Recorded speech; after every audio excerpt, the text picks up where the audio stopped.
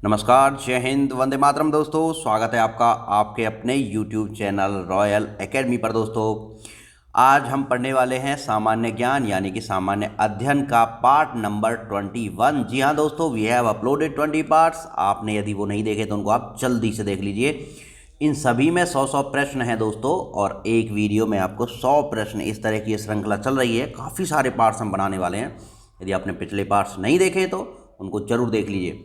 जो भाई बहन चैनल पर नए हैं, कृपया करके वो चैनल को सब्सक्राइब करके बेल आइकन को प्रेस कर दीजिए, ताकि आपके पास में आने वाले वीडियोस का नोटिफिकेशन सबसे पहले पहुंचे।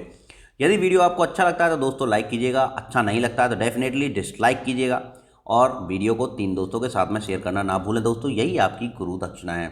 अभी मैं आपसे केवल एक निवेदन करना चाहता हूँ कि जितनी भी हमने प्लेलिस्ट बनाई हैं उन सभी को आप देख डालिए। ये वीडियोस आपके लिए बिल्कुल रामबाण होने वाली हैं, परीक्षा में फतेह दिलाने वाली वीडियो हैं दोस्तों। अपना जो भी आपका सब्जेक्ट है उसकी प्लेलिस्ट सेलेक्ट कीजिए, चाहे हिंदी है, चाहे पॉलिटी है, चाहे ज्योग्राफी है, और उसको आप देख डालिए। डेफिनेटली ये वीडियोस आपको परीक्षा में फतेह दिलाएंगी दोस्तों। वक्त ज़ाया नहीं करते, चलते हैं अपने वीडियो की तरफ। आपका पहला प्रश्न है, कौन सा पुच्छल तारा 76 वर्ष बाद दिखाई देता है? तो दोस्तों हेली पुच्छल तारा जो है ये 76 वर्ष बाद जो है दिखाई देता है। बहुत ज़्यादा स्पेशल तारा है, और पिछली बार ये 1986 में दिखाई दिया था, और अब दोबारा जो है 2062 में दिखाई देने वाला है दोस्तों। 1966 से और 2062 में कितने साल बढ़ जाएंगी? 76 साल प्लस हो जाएंगी। अगला प्रश्न है, पृथ्वी और सूर्य के बीच में कितनी दूरी है? तो 15 करोड़ किलोमीटर दूरी है सूर्य और पृथ्वी के बीच में। सूर्य का प्रकाश पृथ्वी तक पहुंचने में कितना समय लेता है? तो दोस्तों ये लेता 500 सेकेंड, यानी कि 500 सेकेंड का अगर आप मिनट बनाएंगे तो 8 मिनट, और ये जो 30 सेकेंड के बराबर बैठेगा। भारत ने पहला परमाणु परीक्षण कब और कहाँ किया? तो 14 मई 1974 को पोखरण में किया दोस्तों। तो भारत ने पहला परमाणु परीक्षण कब और कहाँ किया? तो 14 मई 1974 को किया। पोखरण राजस्थान में स्थित है। कंप्यूटर के जिस भाग को हम स्पर्श कर सकते हैं, सीधी सी बात है, उसको हार्डवेयर कहते हैं। जिसको स्पर्श नहीं कर सकते हैं उसको सॉफ्टवेयर कहते हैं। कैंसर के उपचार में प्रयुक्त उत्कृष्ट गैस कौन सी है? तो दोस्तों रेडॉन, जिसका सिंबल Rn है। इसका उपयोग हम कैंसर के उपचार में करते हैं। मोनेजाइट बालू में कौन सा खनिज पाया जाता है? तो थोरियम सर्वाधिक पाया जाता है मोनेजाइट बालू में। दोस्तों जो मोनेजाइट बालू होती है उसमें क्या पाया जाता है? थोरियम सर्वाधिक पाया जाता है। शरीर में सबसे बड़ी अंतःस्रावी ग्रंथि कौन सी है? तो दोस्तों सबसे बड़ी अंतःस्रावी ग्रंथि है थायराइड ग्रंथि। और अगर बात करें शरीर की सबसे बड़ी ग्रंथि कौन सी है? तो यकृत है। और दोस्तों यदि बात करें सबसे छोटी ग्रंथि कौन सी है? तो पीयूष ग्रंथि सबसे छोटी है मित्रों। संसार का विशालतम स्तनधारी कौन सा है? तो व्हेल मछली जो है संसार की सबसे बड़ी स्तनधारी है। ब्लड ग्रुप की खोज जो की थी कार्ल लैंड स्टीनर ने की थी। और दोस्तों रक्त परिसंचरण की जो खोज की थी वो विलियम हार्वे ने की थी। एल्युमिनियम का प्रमुख गैस क्या है? तो बॉक्साइट। अगर आपको परीक्षा में Al2O3 मिलता है तो यही आपका सही आंसर है, बॉक्साइट। पहला कृत्रिम उपग्रह कौन सा था? तो स्पुतनिक फर्स्ट था पहला कृत्रिम उपग्रह, और ये रूस की सहायता से भारत ने क्या किया था? लॉन्च किया था। किस उपग्रह द्वारा यांत्रिक ऊर्जा को विद्युत ऊर्जा में परिवर्तित किया जाता है? तो भाई यांत्रिक ऊर्जा को जो है विद्युत ऊर्जा में बदलेंगे डायनमो के द्वारा। डायनमो को घुमाते हैं और वो बिजली बनाता है, तो यांत्रिक ऊर्जा को विद्युत ऊर्जा में बदल देता है। कंप्यूटर की अस्थायी स्मृति क्या कहलाती है? स्मृति मतलब मेमोरी, तो इसको बोलते हैं रैंडम एक्सेस मेमोरी यानी कि रैम। दोस्तों रैम जो होती है वॉलेटाइल मेमोरी होती है। वॉलेटाइल का अर्थ होता है कि जब तक कंप्यूटर रन करेगा तब तक तो इसमें मेमोरी जो है रहेगी, लेकिन जैसे ही बिजली चली जाएगी तो डेफिनेटली ये मेमोरी जो है गायब हो जाती है, इसलिए इसको वॉलेटाइल मेमोरी बोलते हैं। नॉन वॉलेटाइल कौन सी होती है? तो रोम होती है। रीड ओनली मेमोरी ये जो होती है रोम, ये जो है नॉन वॉलेटाइल होती है। नॉन वॉलेटाइल क्योंकि इसमें बिजली चली जाए तब भी रोम में जो भी चीज़ स्टोर्ड है वो गायब नहीं होती है। और जो बाकी जो सेकेंडरी स्टोरेज होती है वो भी सारी की सारी नॉन जो वॉलेटाइल होती है। सेकेंडरी स्टोरेज का मतलब है कि जैसे फ्लॉपी डिस्क हो गई, मैग्नेटिक डिस्क हो गई, आपकी डीवीडी ड्राइवर हो गया, ये सब। आगे आपका प्रश्न है कि रिक्टर पैमाने द्वारा क्या मापा जाता है? तो भाई रिक्टर पैमाने द्वारा भूकंप की तीव्रता मापी जाती है, और जो यंत्र होता है भूकंप की तीव्रता मापने वाला उसको बोलते हैं सीस्मोग्राफ। ठीक, सीस्मोग्राफ में ही रिक्टर पैमाना लगा होता है। दूसरी बात, जो इसके अध्ययन होता है भूकंप की तीव्रता का जो मापने का अध्ययन करते हैं, भूकंप का अध्ययन करते हैं, वो सीस्मोलॉजी में करते हैं। भूपटल में सबसे अधिक कौन सी धातु है? तो एल्युमिनियम जो है सबसे अधिक पाई जाने वाली भूपटल में धातु है दोस्तों। और यदि हम बात करें अर्थ क्रस्ट में, यानी कि पृथ्वी के भीतर, तो वो पाई जाती है लोहा और निकेल। लोहा और निकेल जो है ये पृथ्वी के भीतर सर्वाधिक मात्रा में पाया जाता है, और पटल पर एल्युमिनियम सर्वाधिक। किस ग्रह को सांझ का तारा कहते हैं? तो शुक्र ग्रह को कहते हैं। सांझ का तारा कह दो, भोर का तारा कह दो, चमकीला ग्रह कह दो, सबसे गर्म ग्रह कह दो, और दोस्तों ये पृथ्वी की बहन भी कहा जाता है। यदि आपने अभी तक हमारे सौरमंडल के पार्ट को नहीं देखा तो उसको आप देख लीजिए, भयंकर वीडियो, एकदम एक ही वीडियो में सब कुछ क्लियर हो जाएगा। ये विश्व के भूगोल में आपको जो प्लेलिस्ट में मिल जाएगा। वायुमंडल की सबसे निचली सतह को क्या कहते हैं? तो क्षोभ मंडल होती है, उससे ऊपर समताप मंडल होती है, समताप मंडल से ऊपर जो होती है आपकी आयन मंडल होती है, आयन मंडल से ऊपर मध्य मंडल होता है, मध्य मंडल से ऊपर जो बहिर्मंडल होता है, सबसे बाहर का जो होता है वो बहिर्मंडल।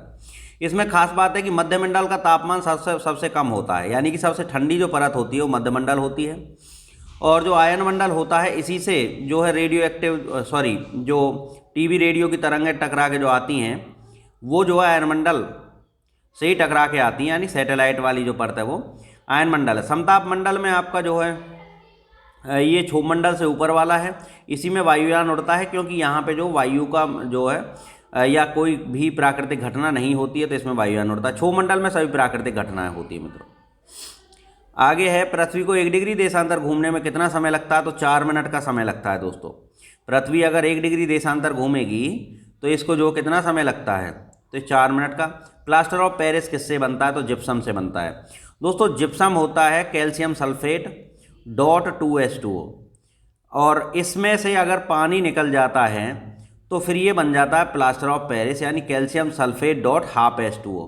बस इसमें मैं खुद कई बार इसमें कन्फ्यूजन में आ जाता हूँ। देखिए जो जिप्सम है उसमें पानी ज़्यादा होता है और पीओपी में पानी कम होता है, बस ये ध्यान रखिएगा। कहीं ये .12H2O और 2H2O अगर इधर उधर कर दिए ना तो आपका सवाल गलत हो जाएगा दोस्तों। तो ये आगे चलते हैं। मछलियाँ सांस किसके द्वारा लेती हैं दोस्तों? ये आपको पता होना चाहिए, गलफड़ या गिल्स के द्वारा जो मछलियाँ सांस लेती हैं। हरे पौधे द्वारा भोजन बनाने की क्रिया क्या कहलाती है? तो प्रकाश संश्लेषण या फोटोसिंथेसिस कहलाती है। और दोस्तों जो मिनरल्स, खनिज और जल जो लेती हैं वो लेता है जाइलम। जाइलम जड़ से जो है लेके जाएगा पूरे पौधे में, और जो खाना लेके जाता है, ग्लूकोज लेके जाता है, वो लेके जाता है फ्लोएम। ये तंतु होते हैं इसमें जो अपना अपना काम करते हैं। दूध से क्रीम किस प्रक्रिया द्वारा बनाई जाती है? अपकेंद्रीय बल द्वारा दूध से क्रीम निकाली जाती है। रिजर्व बैंक ऑफ इंडिया का मुख्यालय कहाँ है? तो भाई ये मुंबई में है। जिस भी बैंक के पीछे ऑफ इंडिया लगा हुआ है, एक आध एक्सेप्शन को छोड़ के, वो जो है सभी मुंबई में उनके जो है मुख्यालय हैं।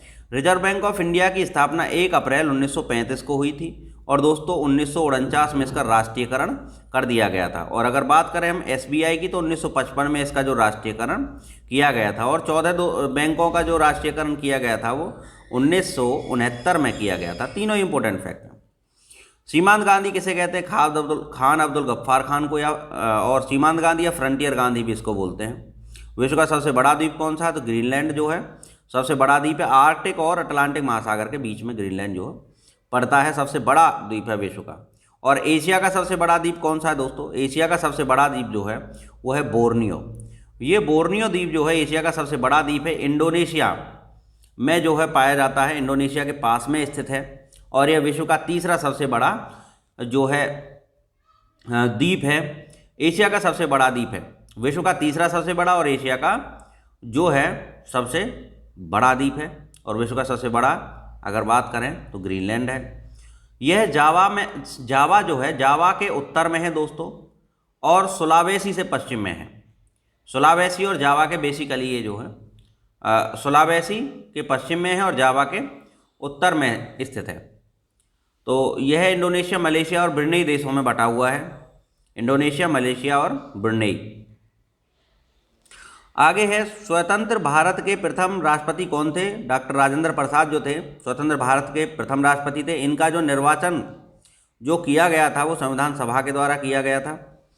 काली मिट्टी किस फसल के लिए सर्वाधिक उपयुक्त है? तो कपास काली मिट्टी को कपासी मिट्टी भी कहते हैं और स्वयं जुताई करने वाली मिट्टी भी कहते हैं दोस्तों। और महाराष्ट्र में इसकी जो है अधिक जो क्षेत्र है, और कपास जो सर्वाधिक गुजरात में पैदा की जाती है, और रेशम का जो निर्यात सर्वाधिक मुंबई से किया जाता है।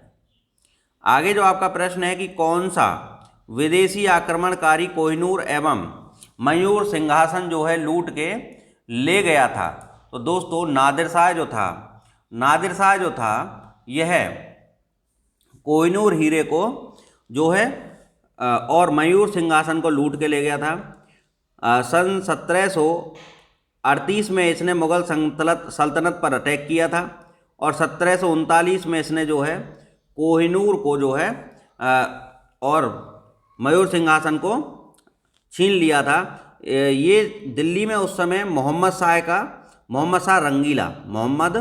शाह रंगीला एक जो है मुगल का जो बादशाह था उस समय, और उससे इसने ये छीन लिया था, इसको ये ले गया था अपने देश में। सन 1739 की घटना है दोस्तों।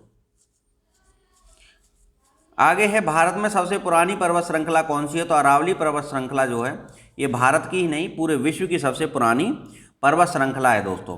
धरती के तल में लगभग कितने प्रतिशत पानी है।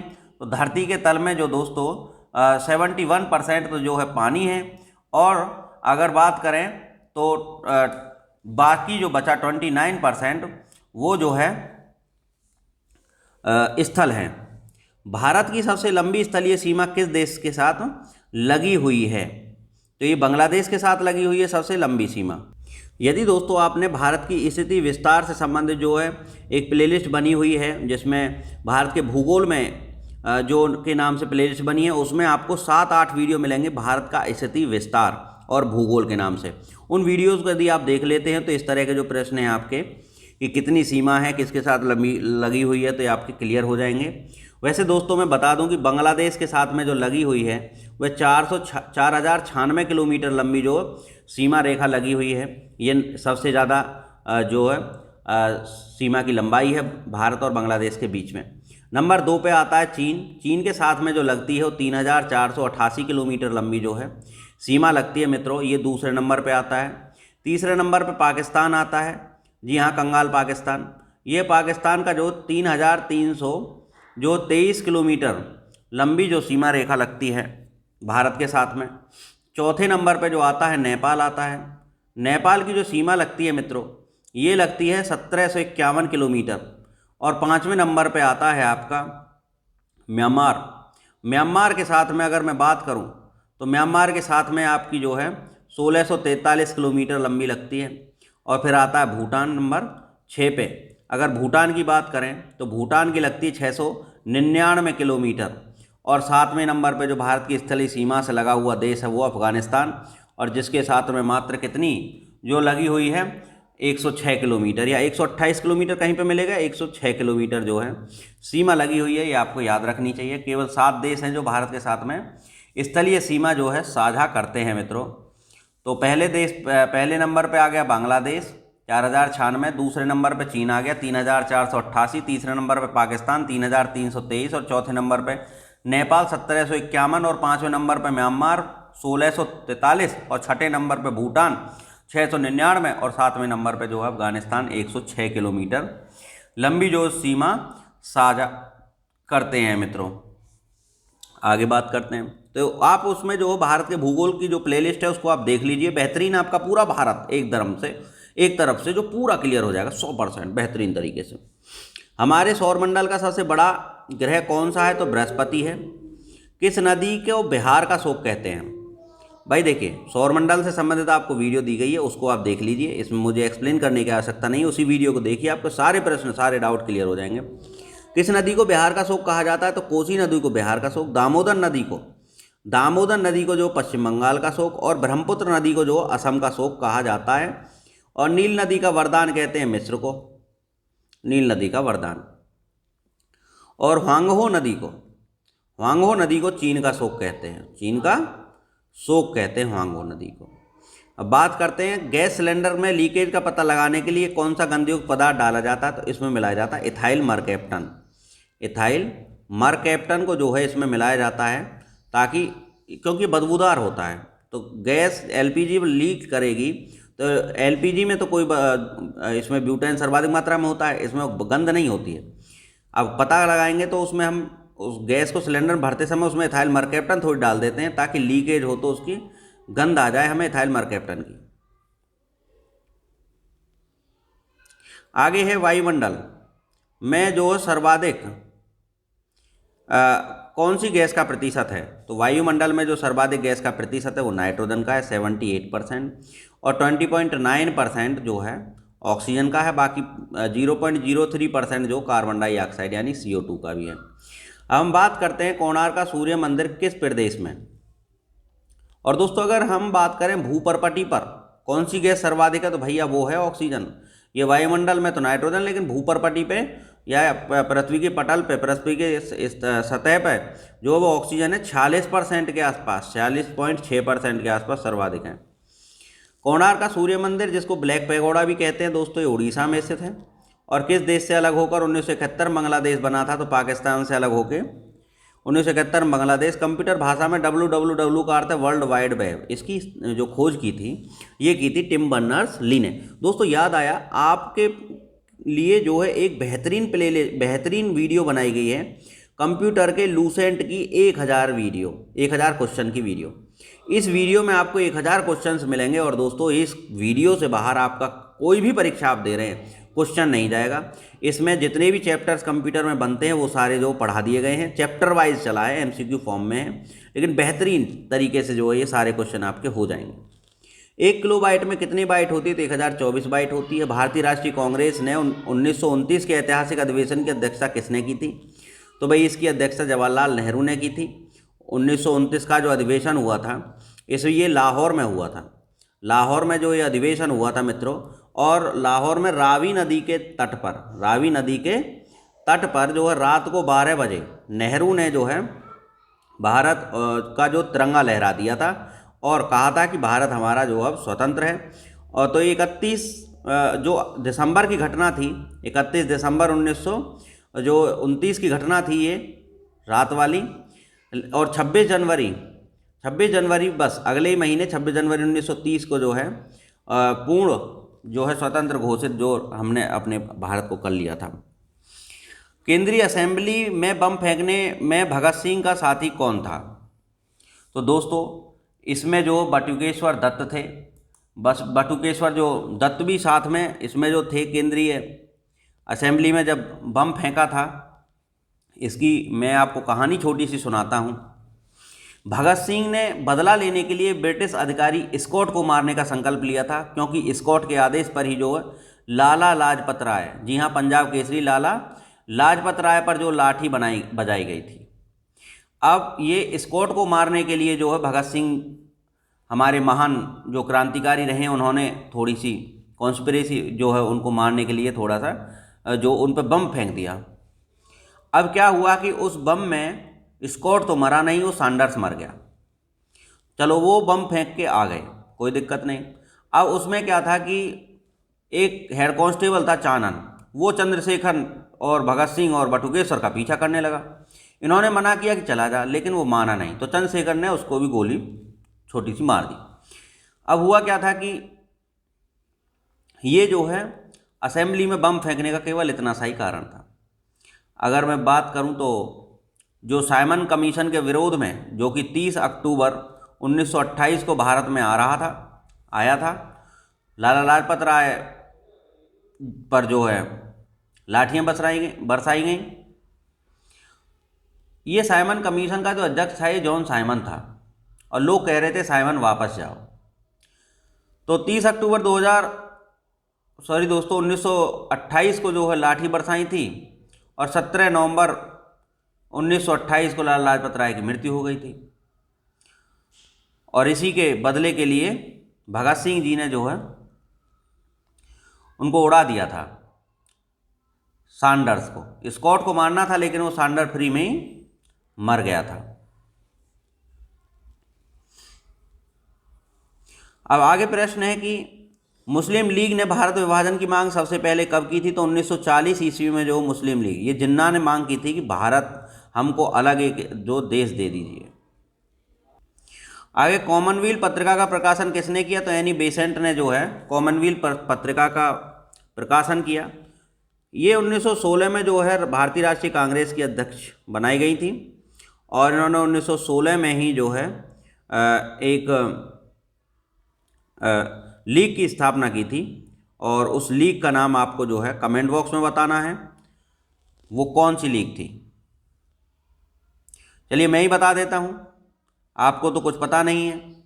तो वो थी home rule league. Home rule league की स्थापना की थी। और दोस्तों दूसरी जो होम रूल लीग बनाई थी वो बनाई थी, किसने बनाई थी? बाल गंगाधर तिलक जी ने। बाल गंगाधर तिलक जी ने एक बनाई थी और एक बनाई थी एनी बेसेंट ने। किस एकमात्र भारतीय को अर्थशास्त्र में नोबेल पुरस्कार मिला है? तो अमर्त्य सेन को जो है भारतीय अर्थशास्त्र ये 1998 में मिला है। अमर्त्य सेन को 1998 में जो है नोबेल पुरस्कार मिला अर्थशास्त्र में। 1856 में विधवा पुनर्विवाह कानून किसके प्रयासों से बनाया गया? तो ईश्वर चंद्र विद्यासागर के जो प्रयासों से 1856 ईस्वी में, 1857 की क्रांति से एक साल पहले विधवा पुनर्विवाह कानून बनाया गया। लॉर्ड कैनिंग ने नवंबर 1858 में कहाँ आयोजित दरबार में भारत के में क्राउन का शासन की घोषणा की? तो इलाहाबाद में जो है आयोजित दरबार में कैनिंग ने 1858 में जो है भारत के क्राउन के शासन की घोषणा की। कैनिंग जो था पहला वायसराय था भारत में और अंतिम जो गवर्नर जनरल था। पहला गवर्नर जनरल विलियम बेंटिक था और अंतिम लॉर्ड कैनिंग था। कैनिंग फिर बाद में वायसराय बन गया था और अंतिम वायसराय जो था वो माउंटबेटन था और अंतिम भारतीय या प्रथम भारतीय जो थे वो राजगोपालाचारी थे। लॉर्ड वेलेस्ली के साथ सबसे पहले सहायक संधि किस राज्य के शासक ने की थी? तो ये हैदराबाद के निज़ाम। हैदराबाद जो है तेलंगाना की राजधानी है, तो उसका निज़ाम था। निज़ाम था तो मतलब मुस्लिम शासक था, तो उसने जो सबसे पहले अंग्रेज़ों के साथ में संधि कर ली थी। भारत की सर्वाधिक बड़ी जनजाति कौन सी है?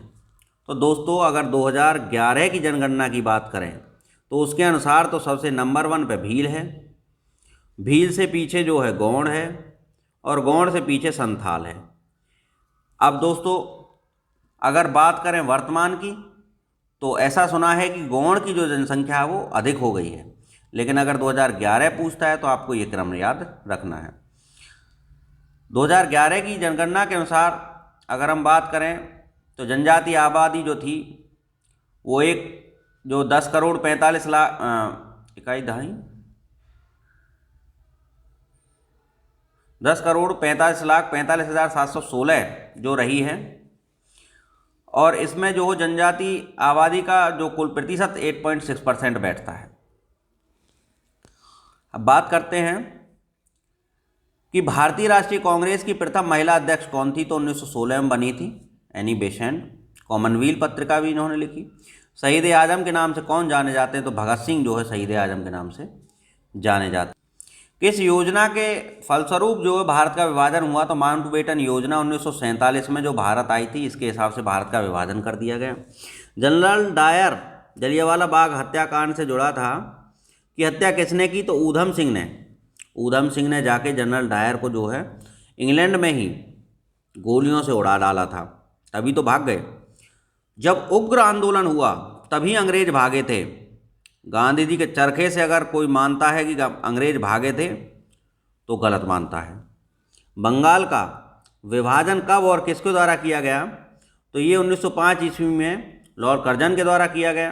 प्रथम लोकसभा का अध्यक्ष जो था ये जीवी मावलंकर और कांग्रेस का जो अध्यक्ष था जेबी कृपलानी था। संविधान सभा का स्थायी अध्यक्ष जो थे सज्जनानंद सिन्हा थे और स्थायी अध्यक्ष राजेंद्र प्रसाद थे।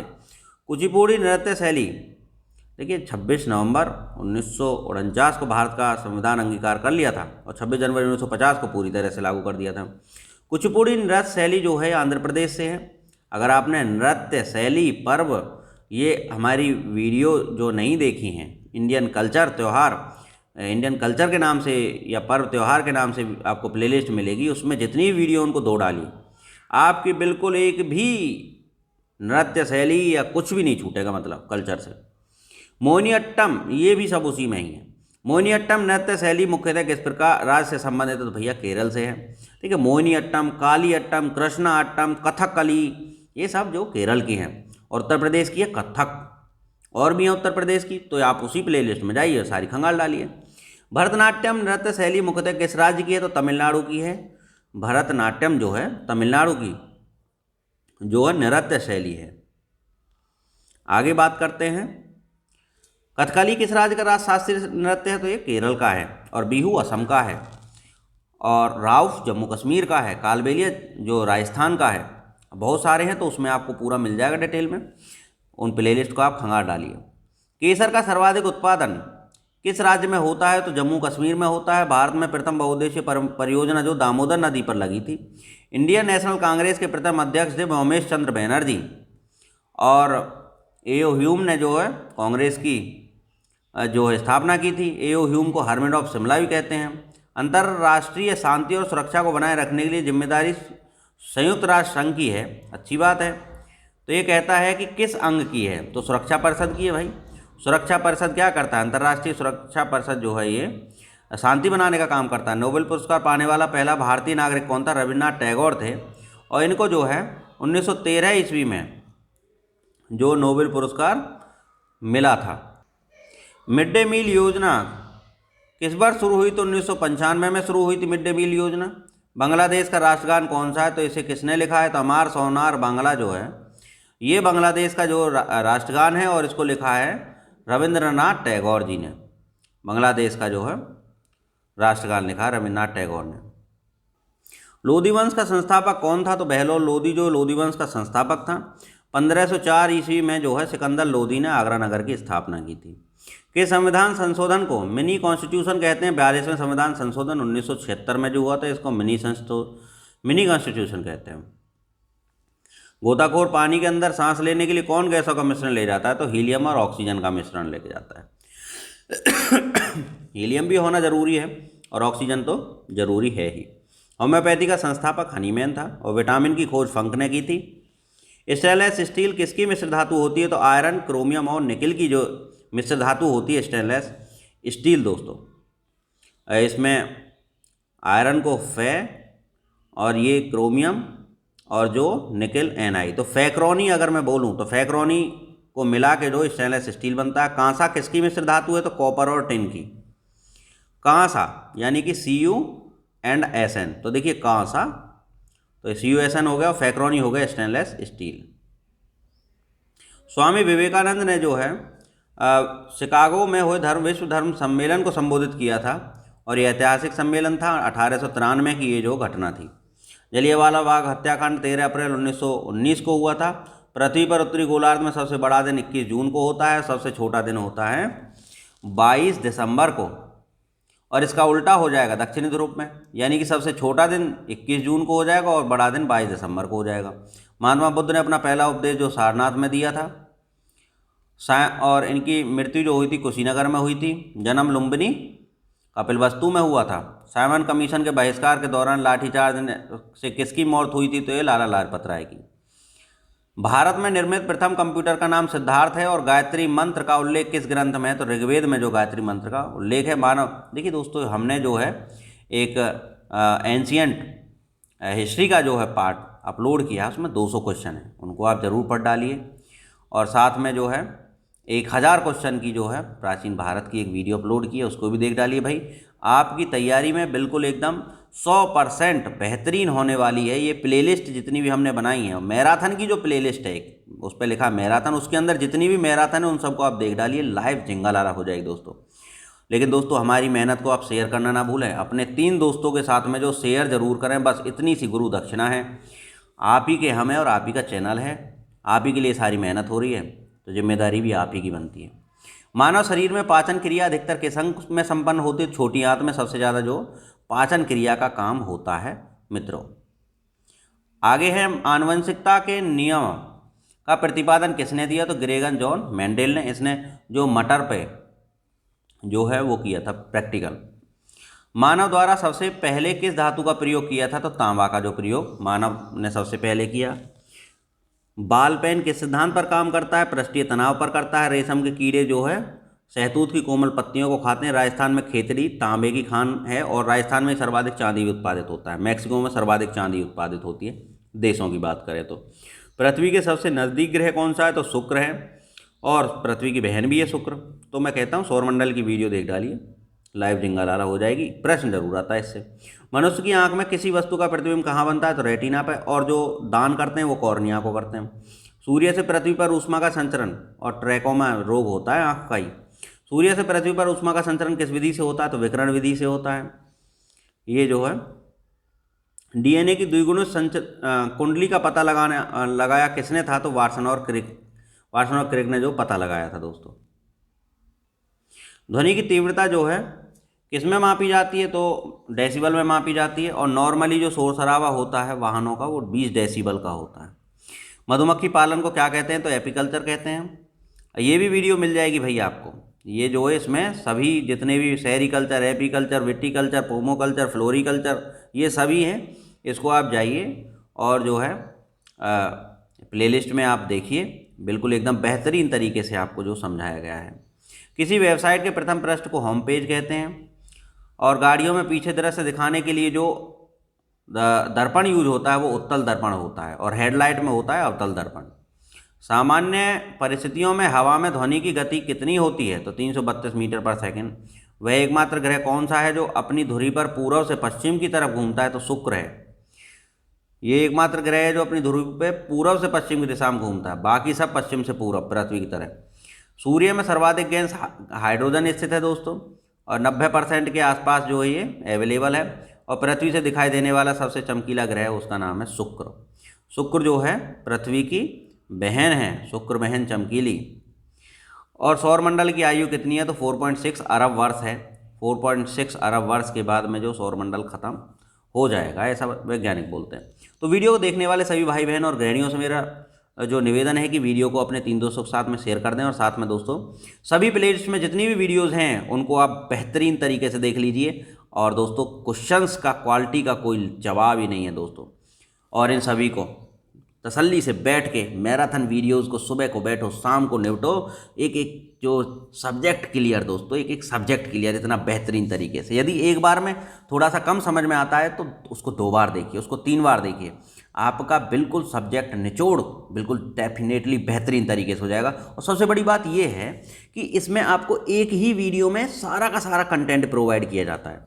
और मैं इतना फास्ट वीडियो बनाता हूं कि आपको 30-30 मिनट में 400 क्वेश्चन प्रोवाइड कर देता हूं। बताओ इससे ज़्यादा बेहतरीन तरीका और क्या हो सकता है? यदि आप पढ़ने में बहुत फास्ट हैं तो हमसे फास्ट फिर भी नहीं निकलते। 30 मिनट में 400 क्वेश्चन कौन पचा लेगा भाई? अगर पचा लेगा तो पचा के दिखाओ, ठीक है। ये आपके लिए चैलेंज है। 30 मिनट में जो भी वीडियो में सारे प्रश्न हैं उन सबको रट के दिखाओ। भला आप उनको तैयार एक ही बार में कर लेते हैं या आपको 2 से 3 बार लगते हैं। अपने माइंड की कैपेबिलिटी भी चेक कीजिए। हमारी सभी मैराथन वीडियोस को साथ में जरूर देखिए और हर प्लेलिस्ट को देखना है। मैराथन की प्लेलिस्ट तो देखनी है, बाकी सभी प्लेलिस्ट को देखना है। मिलते हैं नई वीडियो में, तब तक के लिए आपके माता पिता को मेरा जय हिंद, वंदे मातरम दोस्तों।